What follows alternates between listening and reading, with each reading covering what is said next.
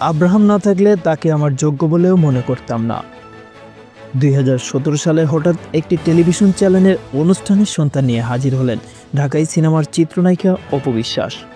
সে সময় অভিনেত্রী জানান তার এই সন্তানের বাবা চিত্রনায়ক শাকিব খান। এই ঘটনার পর অনেক জল গড়িয়েছে। অপু বিশ্বাসকে শাকিব খান ডিভোর্স দিয়েছে। দুজনই নিজের জীবনে ভীতু হওয়ার চেষ্টা করেছেন। তবুও এখনও প্রায় সময়ই শাকিব খানের সঙ্গে সেই সম্পর্ক ও সন্তান নিয়ে টেলিভিশন অনুষ্ঠানে হাজির হওয়া প্রসঙ্গে প্রশ্নের মুখ পড়তে হয় অপু বিশ্বাসকে।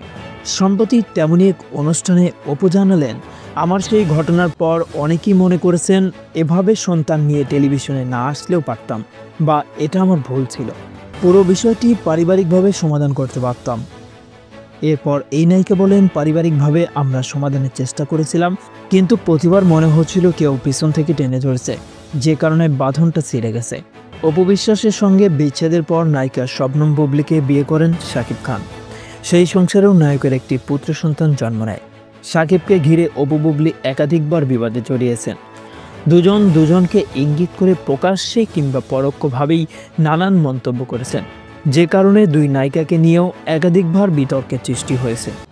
যে কারণে সম্প্রতি এক সাক্ষাৎকারে বুবলির নাম না উল্লেখ করেই এ সকল বিতর্কের জবাবে অপু বলেন, আমার সন্তান আব্রাহাম খান জয় না থাকলে সে প্রসঙ্গটা সৃষ্টি হয়, তাদের আমার যোগ্য বলেই মনে করতাম না।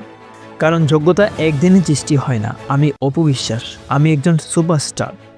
এই ইন্ডাস্ট্রিতে আমার 17 বছর চলছে, তাই তাকে আমার যোগ্য বলে মনে করতাম না। প্রসঙ্গত 2008 সালের 18 এপ্রিলে গোপনে বিয়ে করেন শাকিব খান ও অপু বিশ্বাস।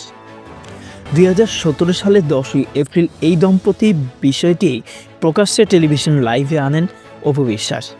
2018 সালে 12 মার্চ বিবাহ বিচ্ছেদের মাধ্যমে দাম্পত্য জীবনে ইতি টানেন এই তারকা জুটি।